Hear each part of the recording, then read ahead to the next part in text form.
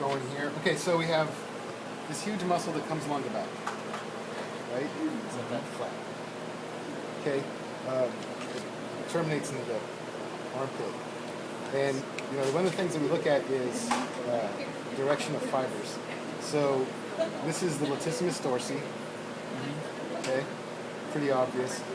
If I reflect that back, we see this other group of muscles. Okay, it looks like someone just took a serrated knife and just went. Whoosh. That's the serratus ventralis. Okay, another group of easy muscles to know. Okay, so if we were to look at this cat like this, latissimus dorsi muscles run like that. You've got another group of muscles that are running this way. Okay, and that's a thin sheet of muscles. It's one of the three groups of trapezius muscles, and it's called the thoracic trapezius because trapezius, which means kind of like a triangle, and thoracic area. Right. Okay. Moving forward, we got another group. If you look, you can see that these muscles kind of run down like this way.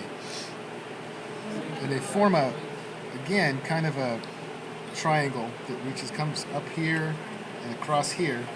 These are the cervical trapezius muscles. Okay?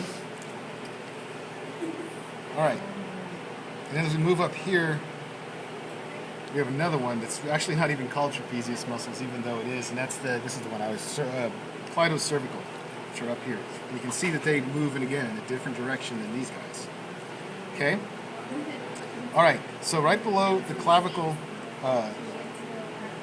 trapezius, there's this muscle, and you can see the fibers run down this direction. You can actually get under it. This, okay? That's the scapulodeltoid muscle. Okay? It runs down right below the cervical trapezius, down into the arm. Okay, then if you look here, there's another muscle that runs up into the neck, and then looks like it comes up underneath this guy, this scapulodeltoid. And that's the, I can't ever say it, omotransversarius muscle.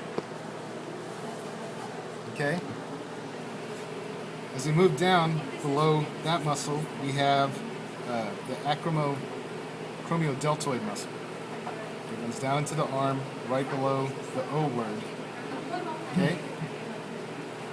This muscle in front, kind of on the shoulder, which would be right here, is the clytobranchial. Right?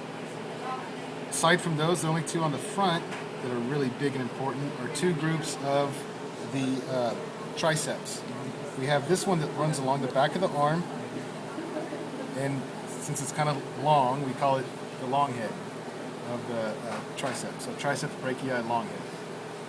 Okay, this part of the triceps brachii runs on the lateral side, and that would be the triceps brachii lateral. Okay? All right. So my cat doesn't show this very well just because of its muscling, and it's just not that easy. Okay. The pectoral group muscles are basically separated into four parts. You have the xiphohumerus, or xiphohumeral, which on your book, can you flip that page backwards the other way? Okay, if you look in your book, it looks like it comes down and it's like attached right there, but it's actually this loose muscle, and that website does a good job of showing that. Okay, as you move up from there, you have the pectoralis profundus, right? And then again, I tried to separate it out the best I could by separating out where the profundus hooks up.